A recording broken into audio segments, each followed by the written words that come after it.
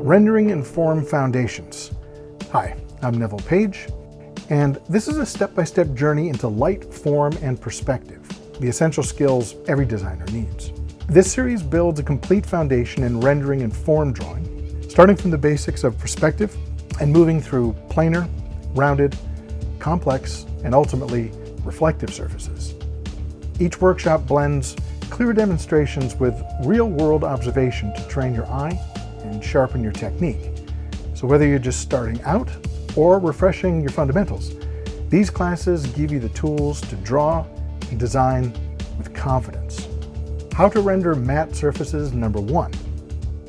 In this first workshop of my matte surface rendering series, I start with the basics, how light interacts with flat planes, and I'm going to use a cube as our foundation.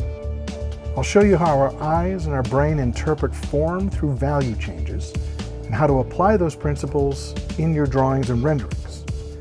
We'll look at real-world lighting examples, break down cast shadows, and build sketches that train your shading instincts to a level that I think is going to empower you. This is essential viewing if you're just getting started or want to refresh your fundamentals. So let's dive in and start building the foundation together.